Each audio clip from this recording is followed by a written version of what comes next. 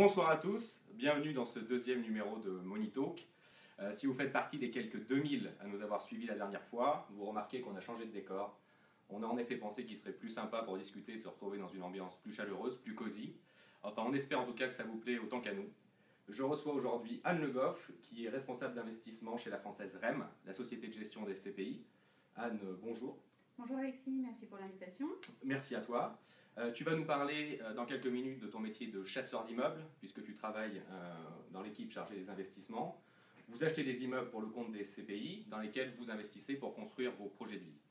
Mais avant cela, on va répondre à quelques questions qui nous avaient été posées précédemment sur les réseaux sociaux, notamment de répondre à la question qui était de savoir ce qu'était une SCPI thématique.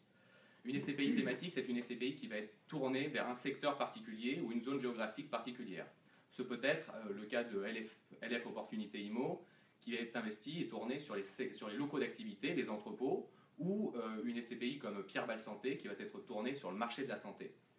On nous a également posé comme question de savoir si les avantages que nous proposions sur la plateforme MoneyOne, MoneyGo, MoneyRhythm, MoneyZen, etc. étaient des options payantes. Non, elles sont gratuites. Nous vous offrons ces avantages supplémentaires en passant par la plateforme MoneyOne. Mais Anne, on veut tout savoir. On veut que tu nous expliques ton métier, comment ça se passe, comment on chasse des immeubles.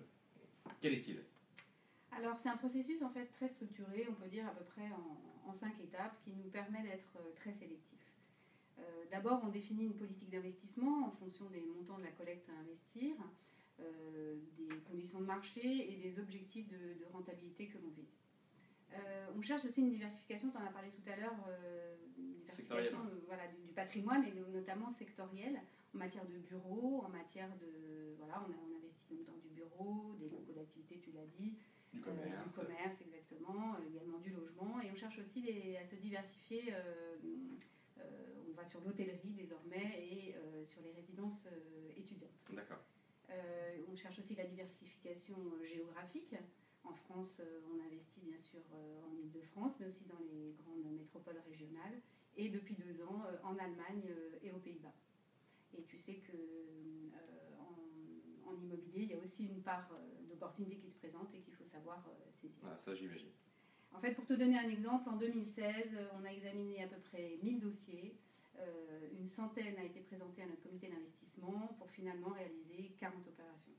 Ah, donc seulement 4% des dossiers qui ont été soumis à l'étude ont été concrétisés. Exactement. Donc ça fait une offre, au final, très large, mais d'une grande sélectivité.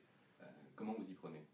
Effectivement, tu as raison de dire, l'offre est très large. Entre les immeubles existants et les immeubles à construire, il y a de quoi faire. Je tiens à préciser qu'on est très régulièrement en déplacement en fait, en Île-de-France et surtout en province. Il faut avoir une bonne connaissance des marchés. Bien sûr, du terrain. Voilà, donc on a également pour les acquisitions à l'étranger des équipes locales. La présence sur le terrain, ça fait vraiment la différence. Ça, tu prêches un convaincu. Donc en phase d'analyse, en fait, on va regarder plusieurs critères. Tout d'abord, le taux d'occupation de l'immeuble.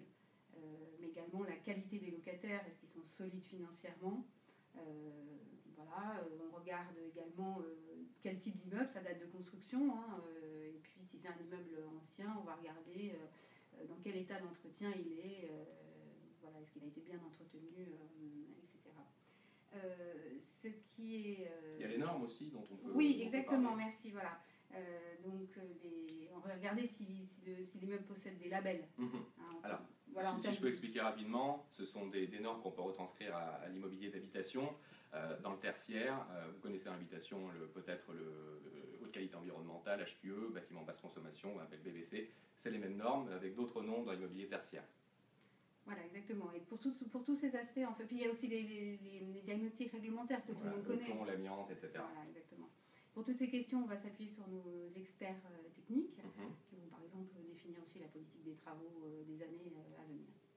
Voilà. Et bien sûr, on regarde le marché en général de l'investissement, on regarde le niveau de loyer, le niveau des charges, et ça c'est le travail des analystes de l'équipe. D'accord. Et tu aurais des exemples d'acquisitions que vous auriez réalisées récemment ? Je n'ai pas dit le critère le plus important, Alexis, c'est dis-moi. quand même l'emplacement. Ah bah, ça effectivement, dans l'immobilier, on le dit toujours, il y a 3 critères, l'emplacement, l'emplacement et l'emplacement. Et oui, si on investit du bureau, on va regarder si on est bien dans une zone tertiaire, est-ce que l'immeuble est bien visible.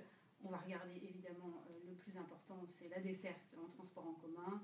Si c'est au pied du métro, etc. Exactement. En fait, tous ces critères qui vont être regardés finalement par les futurs locataires. Et comme tu sais, en SCPI, le plus important, c'est quand même un immeuble loué. C'est sûr. J'avais entendu parler d'acquisition, notamment d'un gros deal que la Française avait pu réaliser l'an dernier. Mais ça, je voudrais bien que tu nous parles un petit peu des immeubles dans lesquels vous avez investi récemment. Alors dans le neuf, dans l'ancien Les deux. Les deux, allez. Soyons fous. Dans l'ancien, donc effectivement, ce à quoi tu fais référence, c'est une acquisition d'un immeuble de 20 000 m² au pied du métro Montgallet, donc, voilà, qui s'appelle le Carré de Ménil, loué à 6 locataires différents. Comme on l'a dit tout à l'heure, l'important c'est de mutualiser aussi les risques. Et donc là, c'est important d'avoir plusieurs locataires en cas de départ de l'un d'entre eux à la fin du bail, quoi. Et sur les 20 000 m², l'immeuble est loué dans sa totalité ou c'est... Oui, pour revenir aussi à un des critères tout à l'heure importants, on est à 100% de taux d'occupation. D'accord. Et du coup, en région, il y a eu...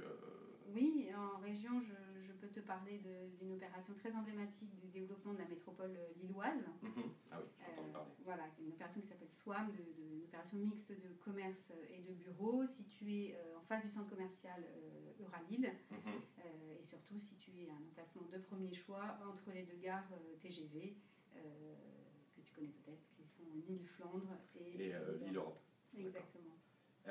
Et à l'étranger, il y en a eu aussi, parce qu'on investit beaucoup. On a lancé il y a 2 ans, 3 ans des SCPI européennes qui investissent majoritairement à l'étranger, notamment en Allemagne, et également en Hollande maintenant depuis peu. Voilà, donc je peux te parler d'un immeuble qui s'appelle Le Hollandia, donc aux Pays-Bas, et situé vraiment au pied de la gare d'Amsterdam. D'accord, donc en fait, effectivement, on se rend compte que c'est un travail de longue haleine, raison pour laquelle il y a un délai de jouissance avant de percevoir les premiers revenus lorsque vous investissez dans une SCPI. Et ce délai, on vous propose de le gommer en choisissant l'option gratuite MoneyGo lorsque vous souscrivez sur moneyone.fr. Et après, comment ça se passe? Qu'est-ce qui se passe? Et ben ensuite, en fonction de tous les critères qu'on a mis en place, qu'on a évoqués, on présente la centaine d'immeubles dont on parlait tout à l'heure au comité d'investissement. C'est lui qui prendra la décision d'acheter ou non l'immeuble. Et puis, si la réponse est favorable, on va passer à la dernière phase, la phase d'acquisition proprement dite. Et ça, on le fait avec l'appui des équipes juridiques en interne et des notaires. D'accord. Et une fois que le bien est devenu la propriété de la SCPI, et ben on va passer la main aux équipes des asset managers, c'est-à-dire les équipes de gestion des biens qui vont suivre la vie de l'immeuble durant tout le temps qui lui reste. Et suivre les baux, suivre les travaux, bref, faire en sorte que les locataires soient contents et restent le plus longtemps possible. Et ce sera donc l'objet d'un prochain Money Talk. Anne, merci d'avoir accepté notre invitation.